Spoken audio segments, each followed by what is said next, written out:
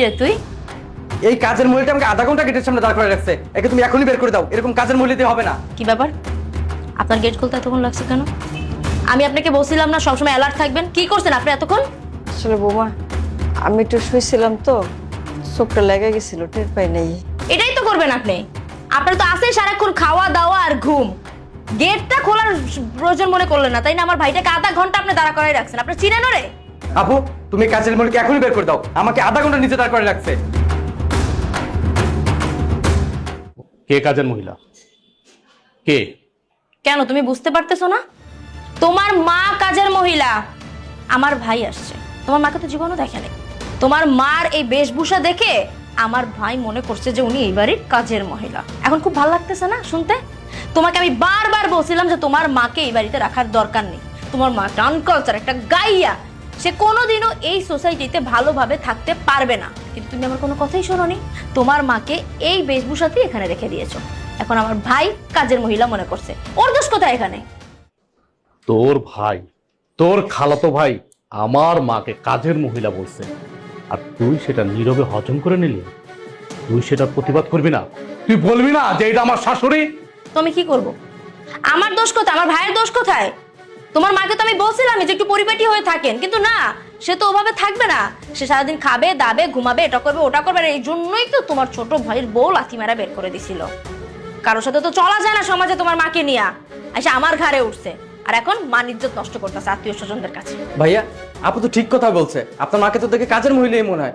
সে আপনার মা একটু মার্জিত, সুন্দর মতো চলাফেরা করবে, সুন্দরভাবে নিজেকে প্রেজেন্ট করবে। এরকম ভাবে থাকলে তো সবাই কাজের মহিলা বলবে। এই একদম চুপ। তুই যদি আরেকটা কথা বলস আমি, এই একদম চুপ। বেরো, বেরো আমার বাড়ি থেকে, বেরো। তাই তুমি আমার ভাইয়ের সাথে এরকম করছো কেন? তোর ভাইয়ের সাথে আমি কি করবো? কি করবো তোর ভাইয়ের সাথে আমি? তোর ভাই আমার মাকে যা ইচ্ছা তাই বলবে, সেটা আমি নীরবে হজম করে নেবো মনে করছিস? কোনোদিনও না। আমি হজম করার মতো ছিলেন। এই তুই বেরো আমার বাড়ি থেকে, বের হ, বেরো। ফাউল জানি কোথাকার, বেয়াদব। কি তুই যাস না কেন?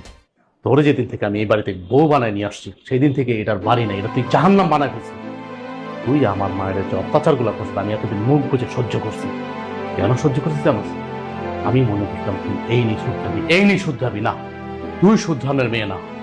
আসলে তোর বংশগত সমস্যা আছে। তুই সাংসারিক মেয়ে না, তুই সংসার করে খেতে পারবি না।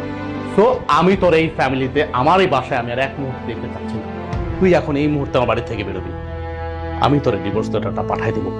বের হ আমার বাড়ি থেকে, বের হ। বাবা, থাক না, একটু বাদ দে। মা, তুমি কোনো কথা বলবা না। একটা মানুষের সীমা থাকে, ও সীমা লঙ্ঘন করছে অনেক আগেই। পরে অনেক আগে উচিত ছিল এই বাড়ির থেকে বের করে দেওয়া, কিন্তু না, আমি সব নীরবে হজম করছি। আর হজম করবো না, অনেক হয়েছে। তুই একটা বাইরের ছেলের সাথে, তোর খালাতো ভাইয়ের সামনে তুই আমার মাকে কাজের মহিলা বলে তোর ভাই, আর তুই সেটা মজা নেস না? মজা নেস? এই আমি গরিব, আমি গ্রামের ছেলে, মানলাম।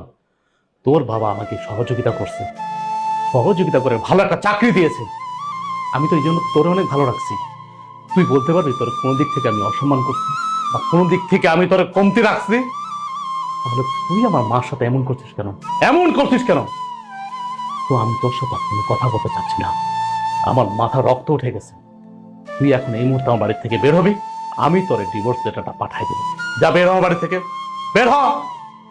মা, তুমি কোনো কথা বলবো না। অনেক হয়েছে, আর না।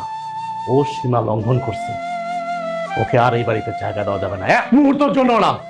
আমি তো হচ্ছে একটা কুলাঙ্গার সন্তান। মারে দিনের পরে দিন অত্যাচার করছে, আমি নীরবে সহ্য করছি। কিচ্ছু বলিনি তোরে, কিচ্ছু বলি নাই। কিচ্ছু না বলাতে তুই মাথায় উঠে গেছিস না? আর না, তোর সাথে আমি আর কোনো প্যাচাল পারবো না।